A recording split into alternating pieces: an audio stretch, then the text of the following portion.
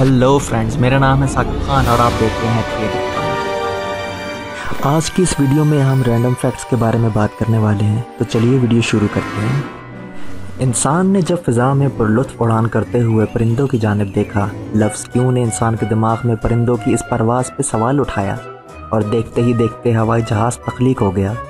चमगादड़ ने जब इंसान को महसूस कराया कि जितनी दुरुस्तगी से आदमजाद रोशनी में अपने रास्ते का अंदाज़ा लगा सकता है, वो गुप अंधेरों में भी उससे ज़्यादा अच्छे से अपना रास्ता तलाश करना जानती है, तो फ़ौरन ही इस लफ्ज़ क्यों ने इंसान के पुरतजस्सुस दिमाग पर दस्तक दी और यूँ वक्त के पलटते अवराक के साथ साथ इस मस्जूदुल मलाइक ने नाइट विजन इंस्ट्रूमेंट जैसी मुनफरिद इजादात कर डाली।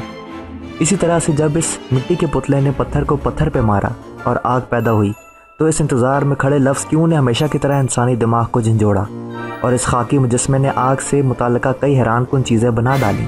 हत्ता के एटम बम जैसी तबाहकुन और नाकाबिल यकीन इजादात भी उसी सिलसिले की एक ही कड़ी हैं। अगर हम आइंस्टाइन के दरियाफ्तों पर नज़र दौड़ाएं, ये न्यूटन की इजादात पे, अबू अली सीना के दिमाग को दंग कर देने वाले साइंसी कामों को सामने रखें या इब्नुल जज़ार के हैरानकुन मेडिकल तहकीकात का मुताला करें, हमें इन सब अजीम लोगों के अजीम कामों के पीछे एक लफ्ज़ का काफ़ी अमल दखल दिखाई देता है, और वो लफ्ज़ है क्यों। सेब नीचे ही क्यों गिरता है, ऊपर क्यों नहीं जाता, और रोशनी दौरान सफ़र अपने रास्ते में बाज़ औक़ात हट क्यों जाती है। इस जैसे सैकड़ों सवालात हैं जिन्होंने कई नए साइंसी अबवाब को जन्म दिया, जिनकी मदद से इंसान नित नए तरक्याती रास्तों को दरियाफ्त करता चला जा रहा है।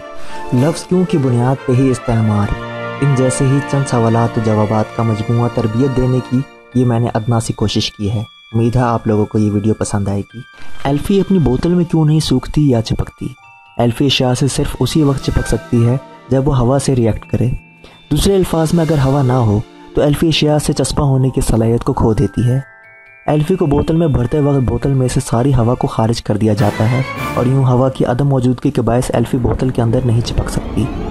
लेकिन फिर जब आप वक्त ज़रूरत इस्तेमाल के लिए बोतल में से एल्फ़ी निकालते हैं तो आप नोट करते होंगे कि तब वो अपनी बोतल के ऊपरी हिस्से पर चिपक जाती है, क्योंकि उस वक्त वो हवा के साथ रिएक्ट कर रही होती है। यही वजह है कि हमें हर मरतबा सुई के ज़रिए बोतल का सुराख दोबारा निकालना पड़ता है। एल्फ़ी के इस अमल का तजुर्बा आप एल्फ़ी की बोतल को काट कर भी कर सकते हैं। आप देखेंगे कि जैसे ही आप एल्फ़ी की बोतल को बीच में से काटते हैं, उसके चंद लम्हात के अंदर अंदर एल्फ़ी बोतल के अंदर ही सूखना शुरू हो जाती है। हम अक्सर देखते हैं कि परिंदे बिजली की तारों पर बैठे होते हैं, लेकिन फिर भी बिजली इन्हें नुकसान नहीं पहुंचा सकती। ऐसा क्यों होता है? बिजली किसी भी चीज़ को सिर्फ उसी वक्त नुकसान पहुंचा सकती है जब इसका सर्किट मुकम्मल हो जाए। आप देखते होंगे कि बिजली की दो तारें होती हैं, जिनमें से एक को लाइव वायर और दूसरी को ग्राउंड वायर कहा जाता है। सर्किट इस वक्त मुकम्मल होता है जब ये दोनों तारें या तो बराह रास्त या फिर किसी ऐसी चीज़ के ज़रिए एक दूसरे से जुड़ जाएं जिनमें से करंट गुजर सकता हो। लेकिन आप देखते होंगे कि परिंदे जब भी तारों पर बैठते हैं तो वो दोनों तारों पर नहीं बल्कि इनमें से एक पे बैठे होते हैं। सर्किट मुकम्मल ना होने के बायस इन्हें कोई भी नुकसान नहीं पहुँच पाता। लेकिन अगर कभी भी किसी भी तरह से परिंदे बैक वक्त दोनों तारों को छू लें तो उनकी भी मौत वाक़ हो जाती है, क्योंकि दोनों तारों को एक ही वक्त में छूने के बाद सर्किट मुकम्मल हो जाता है, जो कि परिंदों की मौत की वजह बनता है। और यही वजह है कि आप बाज़ औक़ात परिंदों को बिजली के तारों के नज़दीक मरा हुआ पाते हैं। जब हमारी कोहनी अचानक किसी चीज़ से टकरा जाए तो हमें करंट जैसा क्यों महसूस होने लगता है और फिर थोड़ी देर बाद ये खुद ब खुद ख़त्म क्यों हो जाता है। ये करंट जैसा एहसास दरअसल एक रग की वजह से होता है, जो कि हमारी गर्दन से शुरू होकर हमारे बाजुओं से होती हुई हमारे हाथ की सबसे छोटी उंगली और इसके साथ जुड़ी उंगली तक जाती है। इस रग को अल्नर नर्व कहा जाता है। तो असल में इस वक्त हमारी कोहनी अचानक किसी चीज़ से टकराती है तो दर हकीकत ज़ोर हमारी इसी रग पे आ पड़ता है, जिससे ये दब जाती है और आर्जी तौर पे हमारे दिमाग से इस रग के राब्ते में रुकावट आने लगती है, जो कि हमें इस करंट की सूरत में महसूस हो रही होती है। और फिर जैसे ही इस रग का हमारे दिमाग से राब्ता बहाल होता है, आहिस्ता आहिस्ता हमारा वो करंट वाला एहसास भी ख़त्म होने लग जाता है। कुछ लोगों को नींद में चलने की आदत होती है। क्या आप बता सकते हैं ऐसा क्यों होता है? नींद में चलना कोई आदत नहीं बल्कि एक बीमारी है जिसमें सोते हुए लोग चलना शुरू कर देते हैं। इस बीमारी को ख्वाब खरामी सोमनैबुलिज्म कहा जाता है। ये मर्ज़ आमतौर पर बचपन और जवानी के इब्तदाई अयाम में होता है। बड़े लोगों में ये शाज़ो नादिर ही पाया जाता है। इस बीमारी में मुब्तला अफराद सोते हुए जो भी काम सर अंजाम देते हैं, अमूमन जागने के बाद वो उस काम से मुकम्मल लाइलमी ज़ाहिर करते हैं, क्योंकि हालत ख्वाब खरामी से बाहर आते ही वो इस दौरान किए गए तमाम कामों को काफ़ी हद तक भूल चुके होते हैं।